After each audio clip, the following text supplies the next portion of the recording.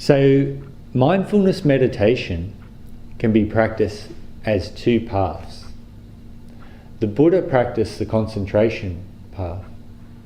That's what he was trained, as we looked into last week, that's what he was trained in before he did the mindfulness meditation. He was trained in concentration. So it was what he already knew, so it makes sense, doesn't it? But it can be practiced in two ways.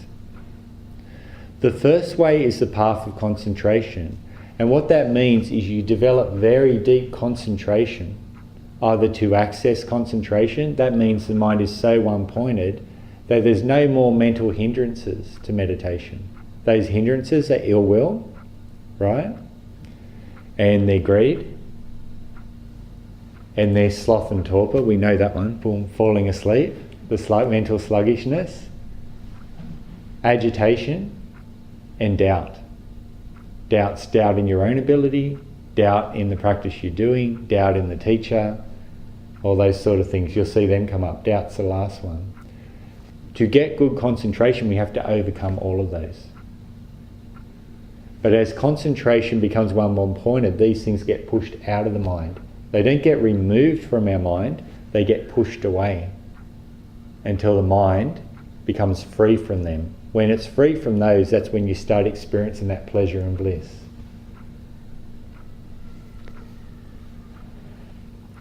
The concentration path, pure concentration path, is based on the Anapanasati Sutta. You'll see on the Meditation in the Shire forums, under original text, I've actually got the original teaching from the Buddha, the original instructions on how to do this practice, all the way through. So Anapana, in and out. Sati, mindfulness. Mindfulness of in and out breathing. And so that's what we're doing just then. Mindfulness of in and out breathing. This path of mindfulness, what you do is you concentrate on building your concentration up first before you build up your mindfulness. So you still need mindfulness to build up concentration, but the concentration part is more important. So that's why you fix on one object and you push away all other objects. You'll come across other practices like this where you've got mantras, you've got candle flame meditation, breath control, right? You've got visualizations. A lot of these techniques that people use today for relaxation are all concentration practices. Because as your attention becomes one-pointed, all your problems drop away, don't they? And you actually start to feel quite pleasant. So concentration practice develops like this, if you're going to do it as a mindfulness practice. What you do is you fix on one object, in this case the breathing. As you're watching the breathing, you'll find at first it'll be very gross, but then it starts to get more subtle. Did anyone find it start to get harder to see? For anyone? Okay, the breathing gets more and more subtle, so you have to concentrate harder to try to see it. Yeah? Eventually you can come to the stage where it appears to disappear altogether, like you can't even see the breath. But don't worry, it's still there, right? It's just because as the mind becomes more subtle, more relaxed, the breathing becomes more subtle, more relaxed. Our breathing is a reflection or a mirror of our mind. If your breathing is erratic, your mind's erratic. Yeah? So the breathing will settle. If it disappears, keep watching that one point. Eventually it will appear again. Once the mind has settled down enough, the breathing will appear again. Right? Or it will actually swap over from that subtle breathing to very smooth, flowy, whispery, cloud-like breathing. This breathing is very, very beautiful. A lot of the hindrances of the mind are really subdued at the moment. We're not getting distracted, there's no more thinking or distractions. Keep following this breath for a long, long time. You'll feel mentally enchanted by it. It just has real beauty built into it. As you watch it and get enchanted by it, your concentration will grow. You just keep following this breath without controlling it. That breath then will actually be replaced by beauty itself. The breath will become so subtle you won't see it, you'll just see beauty. The beauty becomes your object of meditation. Stay on that beauty, the beauty will grow, and then a nimitta. What's a nimitta? Will will arise, which is like a bright light, right? But not a normal little light you get in meditation. This is a light that's beauty itself. It's absolutely beautiful and stunning. At this point here is one stage that you can start doing mindfulness practice. People will take it to this stage. This is called access concentration. At access concentration, all the hindrances of your mind are suppressed. So you're not disturbed by all your thinking, by your likes and dislikes, by anger and greed and wanting and all this sort of stuff. Yeah? So your mind's quite still at this stage. What you do then is you take this power of this concentration and then you turn it on your mind. First you can turn on the nimitta, start pulling apart the nimitta, look at it change, right? The nimitta will disappear. Then turn it on your mind states, on your experience of the world. On anything that comes up, you turn it on. So suddenly any distractions, anything that's obvious to you is your object of meditation. Suddenly we're going down the mindfulness path. Can you see this? But what we've done is we've developed very strong concentration at first, and we're using that as a tool to overcome the hindrances. Does this make sense so far? Yeah. The next way that they do it with concentration meditation is they master what are called the jhanas. If we don't look at the sides of the nimitta but the middle of the nimitta, allow the nimitta, the light, to grow, eventually becomes so big, and then the mind will actually, when it's still enough, your morality is refined enough, your mind will absorb into it. When it does this, it enters what are called the jhanas, or mental absorptions. There's 8 jhanas, but for this practice people develop it to the 4th jhana, the 4th mental absorption. It takes a lot of skill. It's usually professional meditators that do this, people who are doing this full time in very controlled conditions, as you can imagine. You have to be able to sit many, many hours, 3, 4, 5 hours, without moving, doing these practices for these deep levels. The reason they take it to the 4th jhana, that has equanimity, which is a mind that doesn't like or dislike, right? In this jhana, this mental absorption, equanimity, the mind is totally rock steady, it doesn't move. The thing is, you can't do mindfulness practice while you're in the jhana. You can't even control the jhana. Your mind only emerges out of the jhana when it's ready. How long it stays in, the depth it goes, depends on how strong the letting go was when the mind absorbed into it. Once it's in it, it goes for a ride on its own. Yeah? Once they get out, once they can master those jhanas, they can emerge, go in and out at will.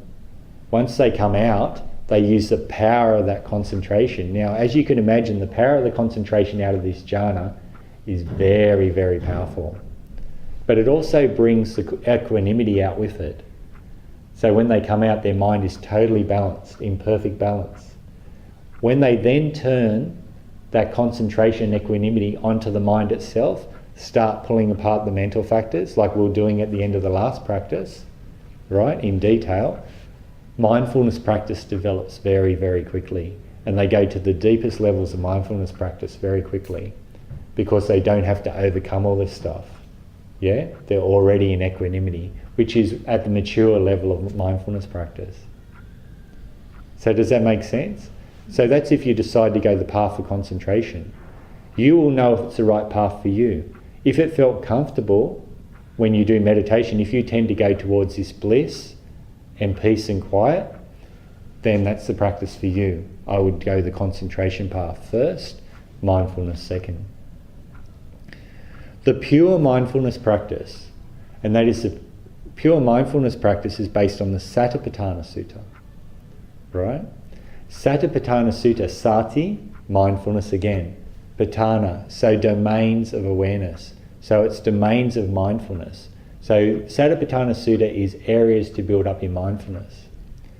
When you do it in this way, right, what you do is you don't develop deep concentration first. What you do is you put the effort into building up your mindfulness first. Yeah? And then out of building up your mindfulness, the concentration starts to build. So what are the domains of awareness? Your body, where I get you to go first. Feeling of pleasant or unpleasant is the next domain. your mind, your thinking, your emotions, your mind states, all this sort of thing. And the last one, dharmas, so anything like seeing, hearing, smelling, tasting, all the external impinges, and then also mental processes. Like I see something, suddenly I like it, I've got to have it, I start thinking about it, can't stop thinking about it. So that's a mental process, so processes themselves. So if you turn your attention on any of these, mindfulness and being mindful of it, the mindfulness will grow and so will your awareness, right? But going this base mindfulness path without building up concentration first means that the hindrances, the 5 hindrances, the ill will, anger states of mind, right? The greed-based states of mind, the sloth and torpor, the sleepy, sluggish states of mind, the mental restlessness, and the doubt, all rampant. Yeah? So that means that they're dominating when you start this practice because you're not suppressing them. So what you do in this practice is you make your hindrances your practice. So when you feel doubt is your meditation object. When you're thinking is your meditation object. When you're feeling angry, anger is your meditation object. When you're feeling longing and desire is your meditation object. When you're feeling sleepy is your meditation object. So you've seen when I've told you to do practices, whatever's there, turn your attention on it, that's why. What happens with this practice is as you make the hindrances your object of meditation, your relationship to them starts to change and they start to become weaker. Now your concentration starts to grow, but it's a different type of concentration. When we're ignoring all distractions and concentrating on one thing, that's fixed concentration, right? When we're doing this, we're building up momentary concentration, which means I'm aware of this thought, I'm aware of this sound, I'm aware of not liking this, I'm wearing whatever it is. Does that make sense? So this concentration is very flexible. So what it does is it just absorbs into this object, then into this object, and then this object. So this one is totally dependent on change, where the other one is totally dependent on permanence. Does that make sense? Yeah. I'm trying, yeah? I've got you today? Good, I've got you today. So basically with this momentary concentration, it builds up to the level of the 4th jhana. If you can build up the momentum of your mindfulness, of being aware of whatever you're experiencing right now, that momentary concentration becomes stronger and stronger and stronger. As it becomes stronger, it actually goes through the jhanas, first, second, the mental absorptions. But what happens is you're only momentarily in that absorption whenever it hits an object. It goes in, form, form, form. Because of the strength of this concentration, it actually starts seeing everything in terms of 3 characteristics, anicca, dukkha, anatta. So it starts seeing everything in terms of change. It just sees the characteristic of change in everything. Because things are always changing, there's friction based on that, isn't there? If there's movement, there's friction, isn't there? If something's moving and I try to stop it, it's going to rub and cause friction. Friction causes pain. So whenever we try to stop change, what do we feel? We feel pain. Yeah? So this is like, you see how it starts to relate to life. So every time you mentally grasp onto something, you feel pain because you're feeling friction. That's dukkha. That not everything's not quite right feeling in life. Yeah? Nothing is quite perfect. Because of this change and because of this friction based on the change, or the pain based on the change, we start to see the last one, anatta. We start to see that no matter what we experience, we can't control it. Anybody started to notice that in their mindfulness practice? Can you control your thinking? Can you control your emotions? Can you control the sounds around you? Can you control the sensations in your body? So that's what you start to notice, these 3 characteristics. When these become really strong, the mind starts to not grab onto things anymore, and then suddenly guess what arises? Equanimity. The mind becomes perfectly balanced because it's no longer grabbing. Now both paths are at exactly the same point. Can you see? One got the equanimity through the very deep concentration. The other one got the equanimity through feeling that friction of change and realizing that you couldn't control it and giving up controlling it. That's why I was talking about surrender. At that point, equanimity, the mind's perfectly balanced. It doesn't like or dislike, right? It doesn't feel pain or suffering, and it doesn't feel pleasure. But there's a really strong pleasure, or a very subtle pleasure, from this not liking or disliking. Not chasing after happiness, not running away from suffering. Yeah, we talked about that the other week. It's the most beautiful happiness and pleasure you could ever have. Everything just feels perfect at this stage. At this stage, both paths meet. At this stage, if you maintain that equanimity, keep on observing change, right? At this point, dukkha has disappeared. There is no dukkha, right? The middle characteristic of friction doesn't exist because you're no longer hanging on to anything. There's just change and the inability to control the change. It's at this point here, when that matures, that the mind turns towards nibbana. And that's another subject for another day. So you can see you've got a choice of two paths. If you've got a mind that has trouble concentrating on one object, you don't get to that tranquility and bliss easy, you're better off going the straight mindfulness path. Just practice just being mindful of everything that's happening in each moment. It will go to the same point. If you're the type of person when you sit down you just naturally concentrate, some people just go boom. They just concentrate and bliss out very, very easy. Yeah? Then you're the type of person who'd be better off doing concentration first to a high level and then going across. Because you've got the ability to stay with one object and not move, where other people are the type of people that are more comfortable being aware of many things. So some people tell me when we do concentration in the class, it's kind of like, oh, that was really uncomfortable. But when we do an open awareness and they can allow their mind to wander, it's like, oh, that's just so comfortable for me. So you know within yourself which one suits you, don't you? But both paths come together at the same point, at equanimity.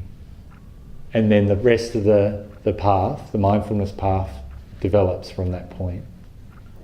Does it make any difference whether you choose to use both paths but at different times? Meaning that if you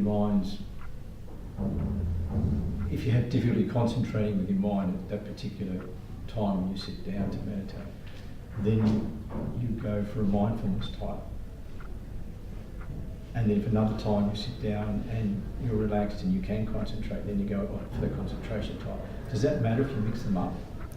You can mix them up if you like, and people do that, but just think of it about like playing soccer and playing football. They're both running around in a field kicking a ball, similar sort of things, but if you train for rugby, you're not going to be very good at soccer. If you train for soccer, you're not going to be very good at rugby. So the concentration path, you're practicing ignoring everything. And the open mindfulness path, you're practicing acknowledging everything. So they're two different sort of exercises in the way you do it. Yeah, does that make sense? So you can choose. So you'll see Ajahn Brahmavaso in Western Australia. Perth writes some excellent books on going in through the concentration path. So he goes that traditional Thai tradition of using the straight concentration path, but you have to develop a mind that is attracted to that bliss more than to the outside world. But the Mahasi method that I've mentioned before, right? Mahasi Sayadaw, it's a method of acknowledging everything. Now, it was developed for us, for lay people. If you're a monk or a nun in a monastery and you can go and sit in a cave all day and meditate, and then people are going to prepare the food for you and put a food in your bowl so you can eat it, right? So you have nothing to worry about except the robes on your back, your begging bowl, and that's all you have. This is how they live. This is done so they don't have to worry about anything but doing meditation. Yeah? So they don't have to worry like we do about everything. Right? So if you can do that, or you go to these monasteries specifically designed for it, sure, you go the concentration path. Right? It suits monastics more.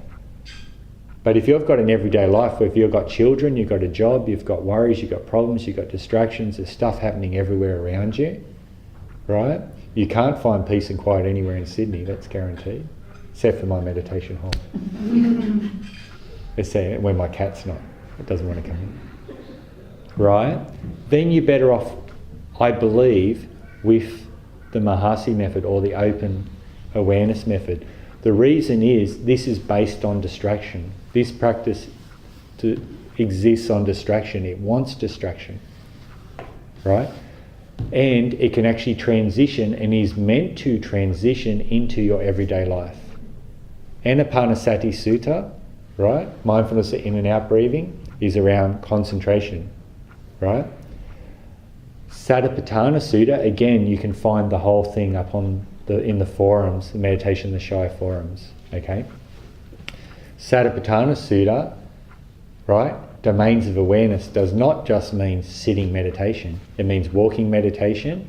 And the Buddha also talked about when you're walking, standing, sitting, laying down, eating, right? Washing your plates up, right? Going to the toilet, washing your body, dressing, going to the marketplace. He just goes through this huge list of stuff, and basically it's like, it means everything. It means mindfulness of everything. So with Satipatthana, what it's meant to be is the formal meditation practice is practice for everyday life. Right? With the concentration practice, it can only be done while you're sitting rock steady on a cushion. Yeah? So they're two different ways of doing it. Can you see? So they sit for many, many hours. Many, many hours every day. Same time you go to work, they're sitting, meditating, not moving for that time. Yeah. So these are two different things. Yeah. So we can do a practice in pretty much everything we do in everyday life. Is that what you're saying? Yes. Yeah. Okay. Yeah, this is the message I'm trying to get across. Yeah. From the moment I fall asleep to the moment I wake up, right? I mean, no, from the moment I wake up to the moment I fall asleep, I'm meditating. Yeah. So even talking now, I'm looking at my relationship to you and to what you're saying. So if you say, when we're sitting down here now and we did the concentration meditation before, if we then go outside and for the rest of the day, if we don't sit down and do concentration meditation again, we can do the mindfulness meditation all day. Yes. Or try to. Yeah. Generally, if they're developing concentration practices first, what they do is they carry general mindfulness. Mindfulness exists both in meditation practice, concentration practice and mindfulness practice. But it depends on which factor you want the strongest. In concentration meditation, you do not want to see detail. You want to see permanence. You want things to appear permanent, to concentrate on them. You can't develop deep concentration on change. But when you really pay attention to things, things are changing. They're not round long enough. Even the breath is changing. They see it as one continuous breath, not as breath, break, or not as hot, cold, movement, vibration, like that. Right? But yes, you can. So they hold general mindfulness of their activities. But if you see a Satipatthana practitioner, someone doing pure mindfulness practice without the concentration first, you'll see they'll move like this. And you'll see me move like this. Have you noticed that I move like that? Why? Because I'm feeling every sensation in my movement. Because as long as mindfulness has an object, it will keep building. So if I'm aware of seeing, if I'm aware of moving, if I'm getting up mindfully, if I'm doing everything mindfully, talking mindfully, my mindfulness is gaining momentum and the practice keeps on going. It doesn't stop. Then when you do a formal seating meditation with that, you gain stronger concentration, which then makes it even go deeper. And then in everyday life you build the mindfulness, and then concentration. It's built into that practice like that. Does this make sense? Yeah. Yeah, I'll continue talking about this and clarify it for you guys so that it makes sense. This is the message that I've been meaning to get across. And I know at first it can seem daunting, but it's Yeah, it makes a lot of sense when you see it, how it works. Want to give it a go? Talked a little bit longer than I want to, but that was important that we clarified that, wasn't it? Yeah?